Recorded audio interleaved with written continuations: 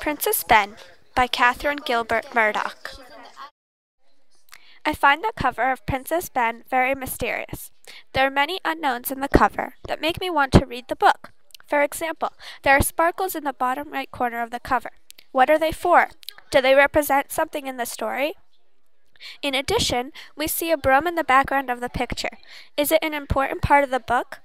A young girl, dressed in a gown, her arms crossed across her chest, leans against a wall. Who is she? Is she Princess Ben? In the background, I see walls made out of stone and a broom rested against one of the walls. I am curious about what this girl could be doing in this strange stone room and what the broom represents in the story. Do the broom and the girl have anything to do with each other? I think that if the girl did not look so secure and happy, she has a slight smile on her face and she is leaning back, looking relaxed. I would be a little uneasy about the room the girl is in. It looks more like a prison cell rather than a room. I begin to wonder how this pretty girl got into this room. Is she really in a prison cell? What items would represent me? How do people decide what types of things are important to them and what things aren't important to them? What makes an object important? These are all questions that come to mind as I realize that the broom has to relate to the girl. They are both on the front cover. I begin to wonder what this book could possibly be about if its front cover is so mysterious.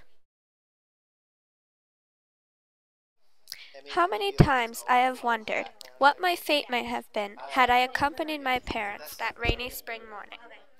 As I finished reading this first sentence, I was left a little confused. I realized that the character speaking wonders what she should have done some rainy spring morning long ago. I am confused because I have no idea who is talking. I also don't know exactly what the character is talking about. What happened that made this character wonder what they should have done? When was that morning that the character is thinking about? Besides being confused, I feel a little anxious when I read this sentence.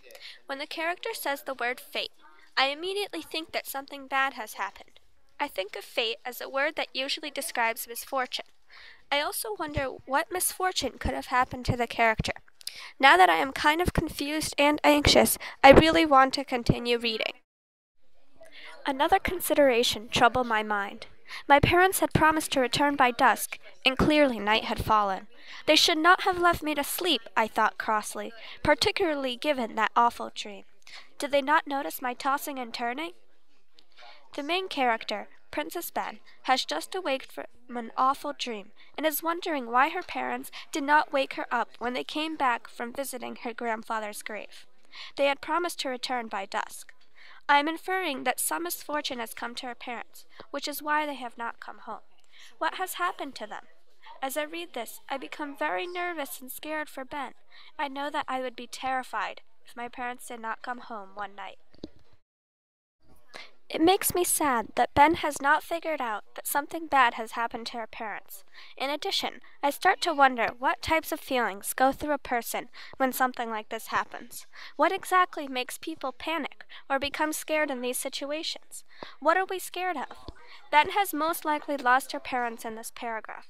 I said I am terrified and sad. Why are people terrified of such events?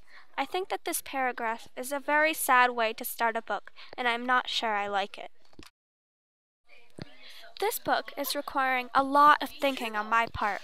The main character is going through very hard times during this chapter. Her mom has died, and her dad has either disappeared or been captured. I find myself thinking a lot more, and a lot more emotionally. For example, I am thinking about Princess Ben and how she has to deal with both her parents gone. Is she frustrated, scared, devastated? How is she feeling? I also have to think about the big picture a lot more with this book. There is less literal information to observe, so I'm left thinking about what the information given could mean or represent. For example, I have to ask questions such as, what is the author trying to tell me here? I do like the way this book is making me think. It is giving me a really good opportunity to think in greater depth about what I read. Overall, I really enjoyed the book Princess Ben. Every minute that I read it left me in suspense, wondering what will happen to Princess Ben.